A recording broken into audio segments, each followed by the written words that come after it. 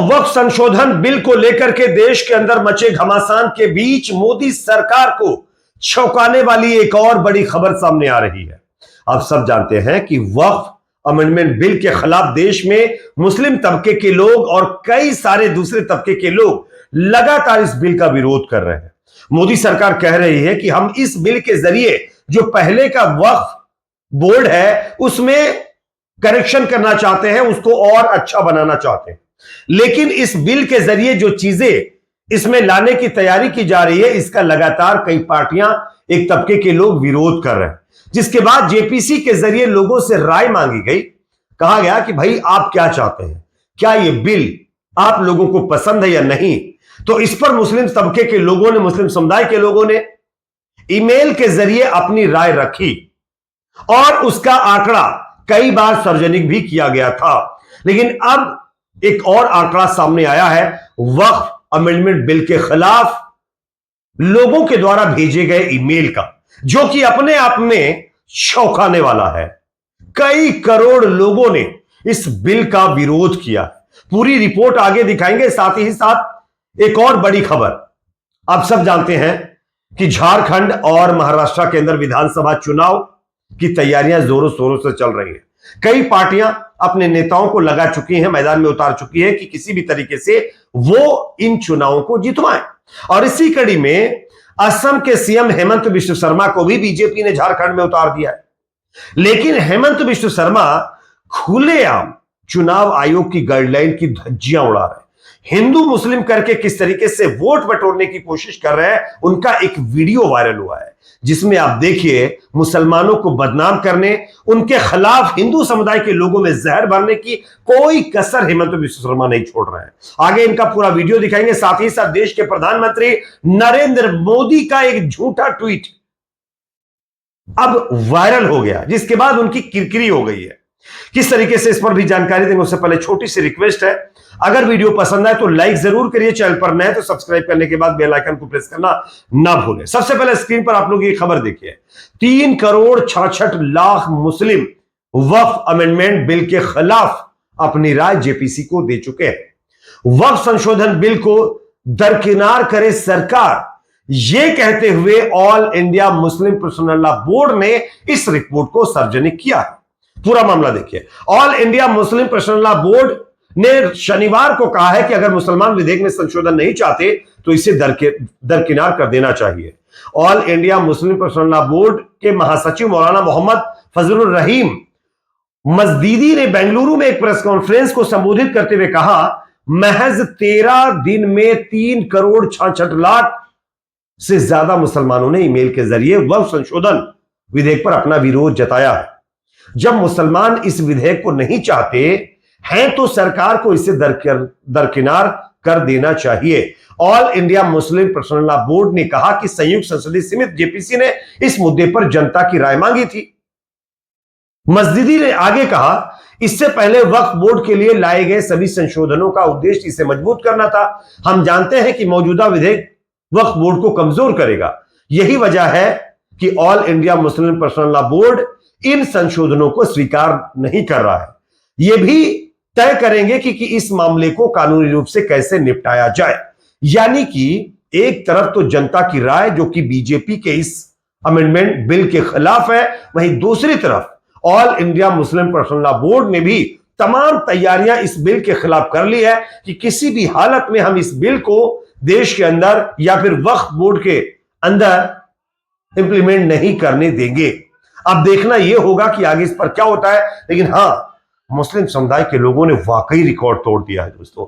3,66,00,000 email सिर्फ 13 दिन में, यह अपने आप में अब तक का सबसे बड़ा रिकॉर्ड है। शायद बीजेपी के लिए इशारा है कि अभी भी टाइम है इस तरीके के बिल सिर्फ एक ही समुदाय के खिलाफ ला करके, जैसा कि लोग कह रहे हैं, शायद आप अपना नुकसान कर रहे हैं।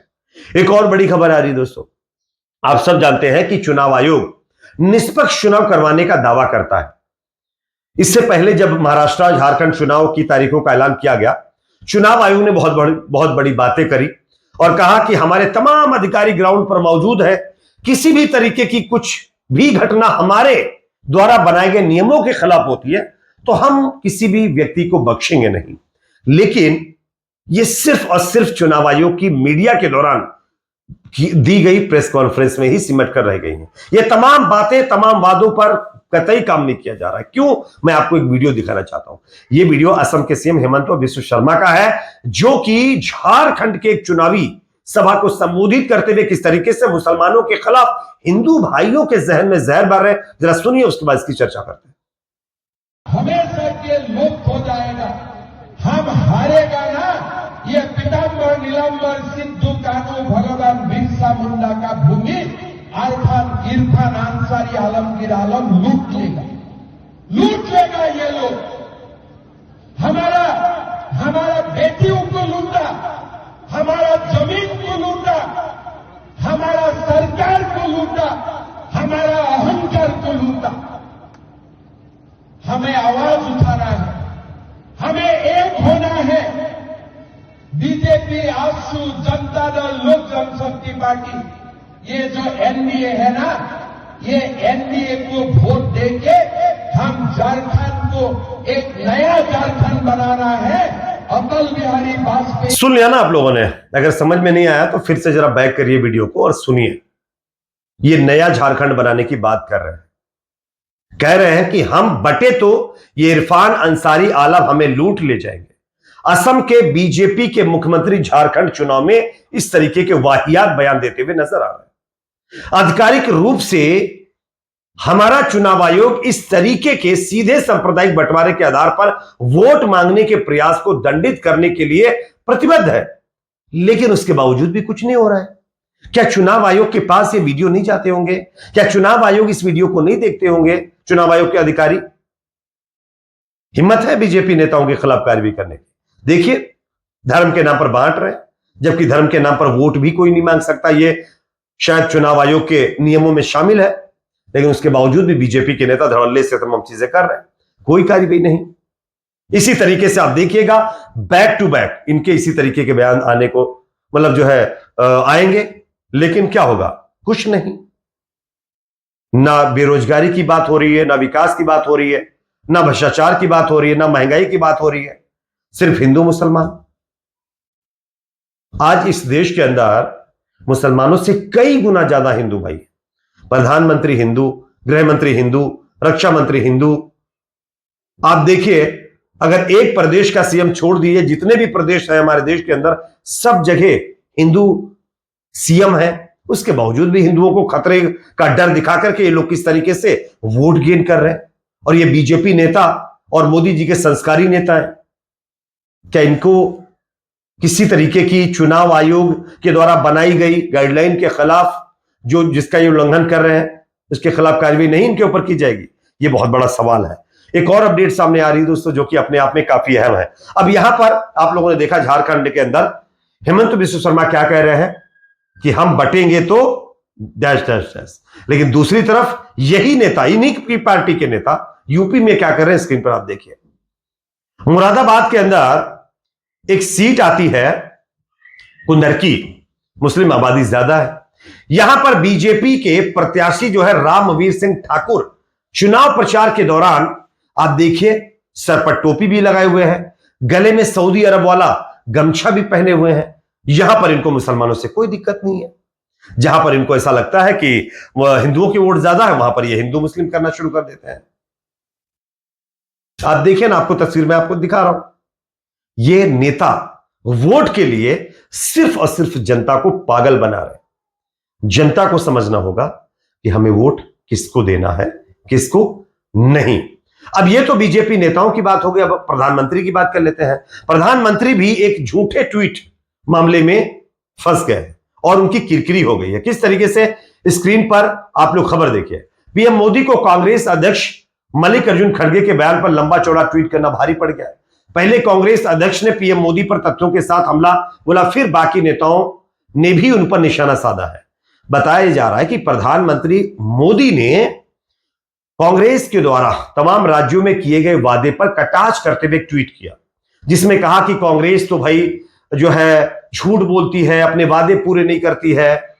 इस पर कांग्रेस पार्टी की तरफ से फैक्ट के साथ कहा गया कि हम जो वादे करते हैं वो पूरे करते हैं। जब बीजेपी आईटी सेल या मोदी जी की टीम को ऐसा लगा कि हां कांग्रेस तथ्यों के साथ चीजें रख रही है, तो ट्वीट को डिलीट कर दिया गया और उसके बाद कांग्रेस बीजेपी के ऊपर हमलावर हो गई। और कांग्रेस के नेता कह रहे हैं कि मोदी जी ने भी बहुत सारे वादे किए थे, 100 से ज्यादा स्मार्ट सिटी बनाने की बात कही थी और गंगा मैया को साफ करने की बात की थी, महिला सुरक्षा को लेकर के बड़े बड़े दावे किए थे, पेट्रोल डीजल के रेट कम करने की बात की थी, महंगाई को कम करने की बात की थी। लेकिन आज देश में क्या हो रहा है? क्या मोदी जी ने एक भी वादा पूरा किया है? एक भी नहीं। तो खुद के वादे तो पूरे नहीं कर पा रहे, लेकिन दूसरे के ऊपर आ जाते हैं मुंह खोल करके आरोप लगाने के लिए। खैर, इस पर आपकी अपनी क्या राय है कमेंट सेक्शन में बताइए। वीडियो को लाइक शेयर, चैनल पर नए तो सब्सक्राइब जरूर करें।